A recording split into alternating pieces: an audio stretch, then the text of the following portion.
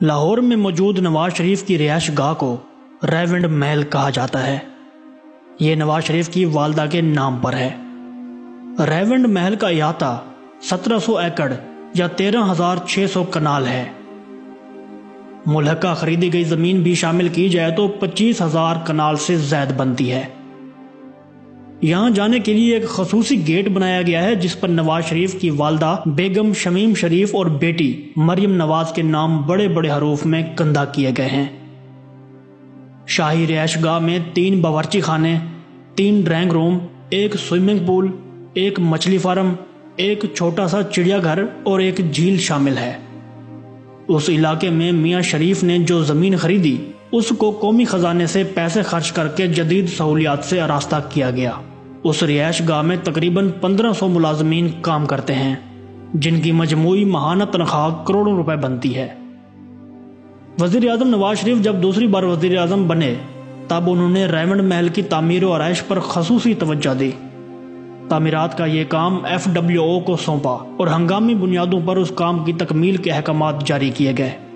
نواز شریف نے دوسری بار اقتدار حاصل کرنے کے فوراً بعد ریونڈ کی رہائش گاہ کو وزیر اعظم کیمپ آفس کا درجہ دے دیا اور یوں وفاقی ادارہ PWD کو اس رہائش گاہ کے تمام اخراجات اور ترقیاتی پروجیکٹس کے اخراجات ادا کرنے کا پابند قرار دے دیا۔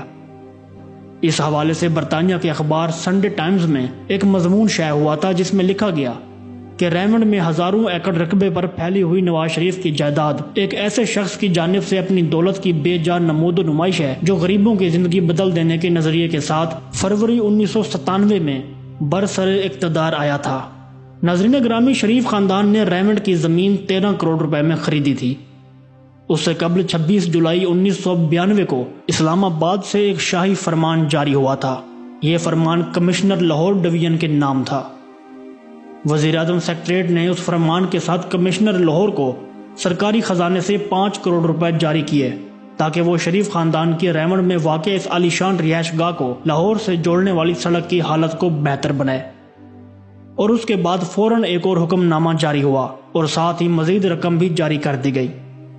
اس بار کمشنر لاہور کے لیے حکم یہ تھا کہ وہ ایک اور سڑک تیار کروائیں جو اتفاق کمپلیکس اور اتفاق فارم کے درمیان سے گزرے، اور اس پروجیکٹ کے لیے 14 کروڑ 90 لاکھ روپے اضافی ادا کیے گئے۔ بہت شروع کے اقدام کے طور پر PWD کی طرف سے رہائش گاہوں اور وزیر اعظم کیمپ آفس کی تزئین و آرائش کے لیے 8 کروڑ روپے کی سمری وزیر اعظم ہاؤس کو بھیجی گئی جو چند لمحوں میں منظور ہو کر وزارت خزانہ کے پاس پہنچ گئی، اور اگلے 24 گھنٹوں میں اس شاہی رہائش گاہ پر ترقیاتی کام شروع ہو چکا تھا۔ یہ ایک طرح سے وزیر اعظم ہاؤس کی طرف سے کھلی جارحیت تھی کیونکہ ریاستی قوانین کے مطابق کسی کیمپ آفس پر مستقل نوعیت کی کوئی تعمیرات نہیں کی جا سکتی، لیکن ان تمام قوانین اور ضوابطوں کو رون دیا گیا۔ بعد ازاں ایک شاہی فرمان کے ذریعے سوئی نادرن گیس کو شریف فارم سے احکامات موصول ہوئے۔ پہلا حکم نامہ یہ تھا کہ مذکورہ محکمہ فوری طور پر مرکزی گیس پائپ لائن کو شریف فارم سے منسلک کر دے اور اس کام میں کسی نوعیت کی تاخیر نہیں ہونی چاہیے۔ اس موقع پر خصوصی طور پر اہتمام کیا گیا کہ گیس کی سپلائی کے ساتھ کسی دوسرے کو کنیکشن نہ دیا جائے۔ مقامی لوگوں نے اس سہولت سے فائدہ اٹھانے کی کوشش کی لیکن ان کی درخواستوں کو واپس کر دیا گیا۔ ایک محتاط اندازے کے مطابق گیس پائپ لائن کی اس تنصیب پر قومی خزانے سے 7 کروڑ روپے، جو کہ آج کل کے 70 کروڑ روپوں کے برابر ہیں، خرچ کیے گئے۔ وفاقی محکموں سے بھاری رقم وصول کرنے کے بعد دوسرا مرحلہ پنجاب حکومت کی طرف سے شروع ہوا۔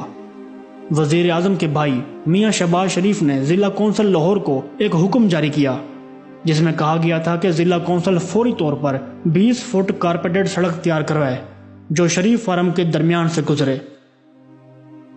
فوری طور پر بھاری اخراجات کے بعد شہباز شریف کے حکم کی تعمیل کرتے ہوئے ضلع کونسل نے ایک شاندار سڑک تعمیر کرا دی۔ اس کے بعد ایک اور حکم نامہ جاری ہوا جس کے مطابق ضلع کونسل لاہور نے اڈا پلاٹ ریونڈ سے شریف فارم تک نہر کے دونوں کناروں پر سڑک کو شریف فارم تک پہنچا دیا۔ ریونڈ فارم پر قومی خزانے کے بے تحاشا اصراف سے صرف فارم کے لیے ترقیاتی کام تو جاری رہا لیکن قریبی دیہات کو یکسر نظر انداز کر دیا گیا۔ صرف شریف فارم کو مختلف بڑی سڑکوں سے جوڑنے کے لیے جو سڑکیں بنائی گئیں اس پر 32 کروڑ روپے خرچ ہوئے، لیکن 7 ملحقہ دیہات میں اینٹوں سے بنی ہوئی سڑکیں بھی نہ تھیں اور غریب کسان کچے راستوں سے اپنی زرعی مصنوعات منڈی تک پہنچانے پر مجبور تھے۔ انہیں شریف فارم کو آنے والی گیس کی مین پائپ لائن سے بھی کنیکشن نہ دیے گئے اور نہ بجلی کے کنیکشن دیے گئے۔ شریف فارم کے ساتھ ہزاروں ایکڑ پر جوبلی ٹاؤن نامی سکیم کا اعلان کیا گیا۔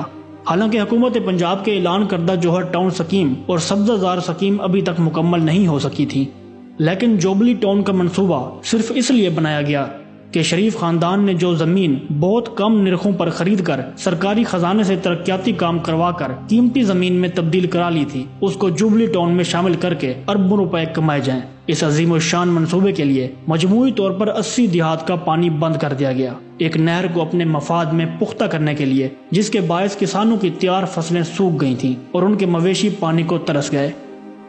مقامی کسانوں نے اس ظلم کے خلاف جب احتجاج کرنا چاہا تو ان پر چڑھائی کر کے پنجاب پولیس کے جوانوں کو حکم دیا گیا، جنہوں نے غریب نہتے کسانوں کی خوب مرمت کی۔ ناظرین گرامی، واضح ہے کہ اس شاہی حکم نامے سے پہلے 80 مقامی دیہات کو اس نہر سے پانی حاصل ہوتا تھا اور اس سے لاکھوں ایکڑ اراضی سیراب ہوتی تھی۔